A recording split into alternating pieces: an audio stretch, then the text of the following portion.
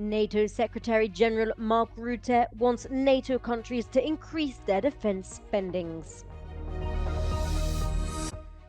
Romania and Bulgaria finally received the green light on Thursday to become full members of the passport-free Schengen area. At their monthly Brussels meeting, European Home Affairs ministers are discussing what fate awaits the thousands of Syrian refugees in Europe. Growing in popularity, Italy's right-wing youth Atreju festival is attracting many people from different backgrounds.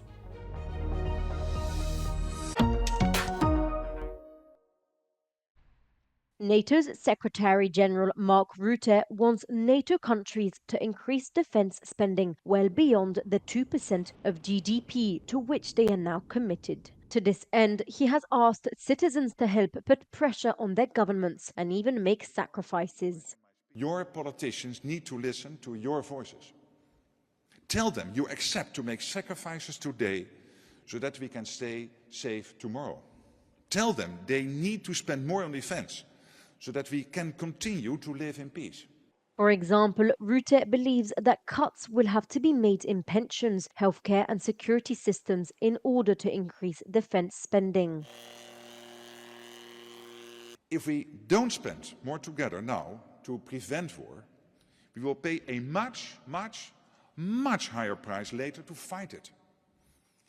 Not billions, but trillions of euros. Rutte has argued that NATO faces a threat equal to or greater than the Cold War.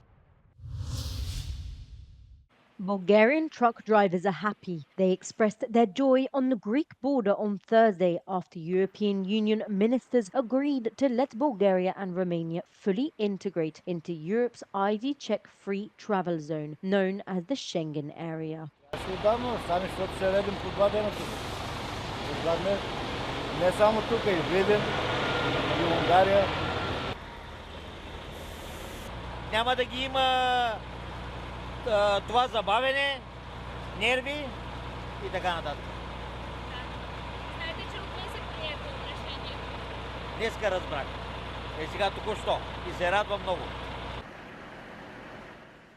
Bulgaria and Romania joined the Schengen area in March, allowing free air and sea travel but not land access due to Austria's opposition over illegal migration concerns. Ministers have now agreed to lift land border controls next year.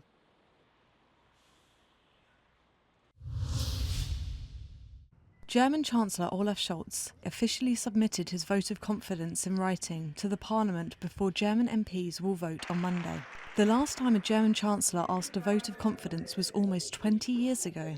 But considering Germany's economic instability, what is at stake? Political professor Dr. Hajo Funke says decisive policies could sway voters. Es gibt tatsächlich das Bestreben, etwa der SPD, aber auch der Grünen, obwohl sie jetzt nicht mehr die Mehrheit haben, mit etwa der CDU, wichtige ökonomische und soziale Entscheidungen noch zu treffen.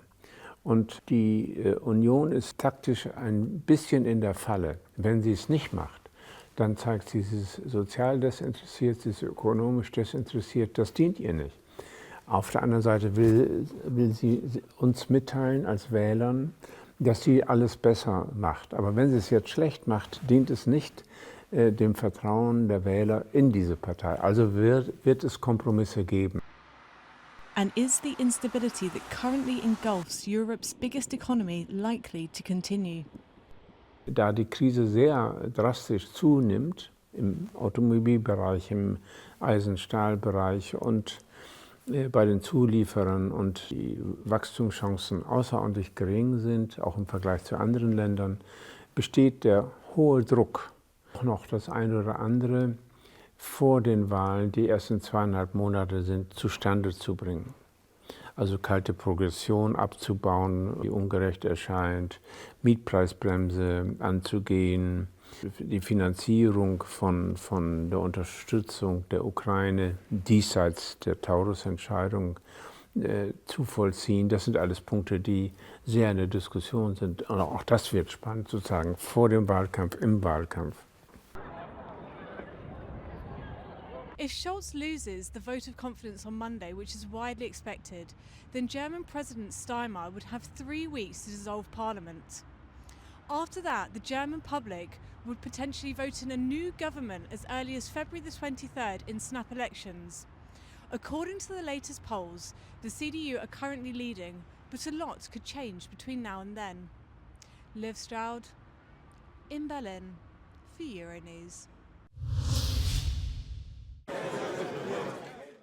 Just days after the fall of Syrian President Bashar al-Assad's regime, European Home Affairs ministers are discussing what fate awaits the thousands of Syrian refugees in Europe.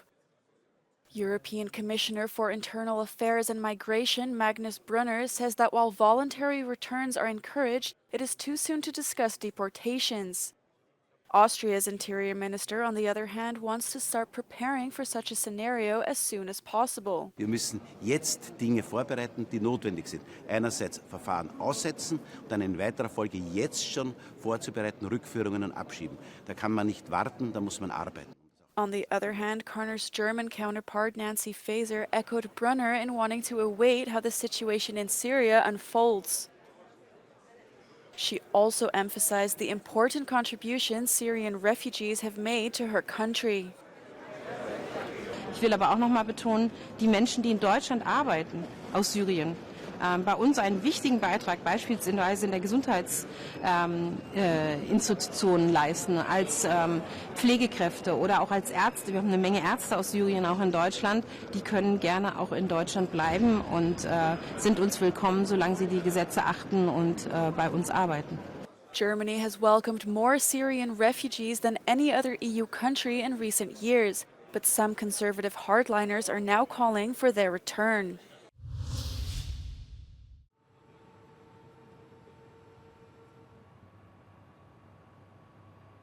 Russia is not strong enough to deal with several conflicts at a time. That is why the Kremlin decided to prioritize its war in Ukraine when Assad's regime collapsed. But according to experts, withdrawing from Syria does not mean that Russia has lost interest in the region.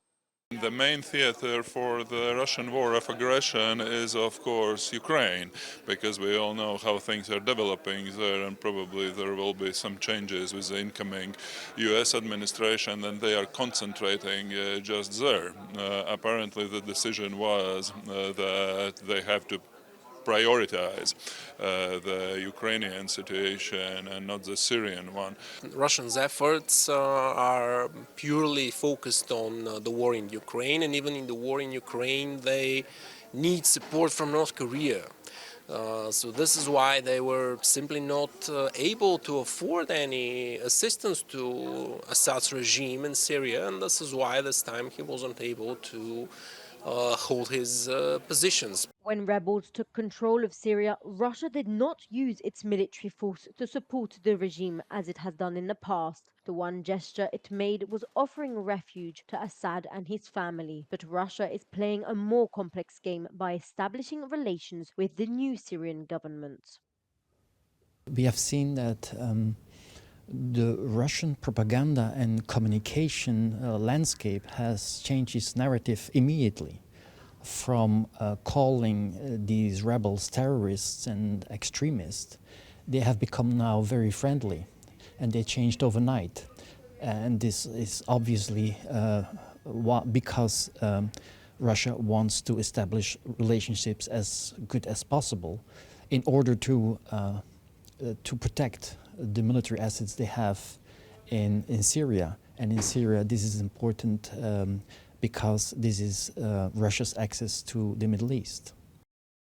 Russia used to have 2 military bases in Syria, which are strategically important: the Tartus naval base on the Mediterranean coast and the Khmeimim air base near the port city of Latakia. According to Russian state media, Moscow has secured the fate of the bases as part of a deal, but Ukrainian intelligence reports that Russia is already pulling out its weapons and military equipment.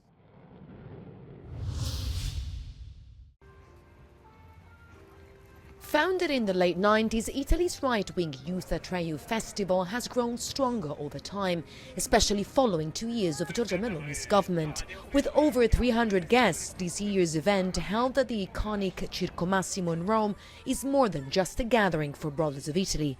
It has evolved into a cross-party summit, attracting representatives from opposition parties, including Five-Star Movement leader Giuseppe Conte, as well as international guests.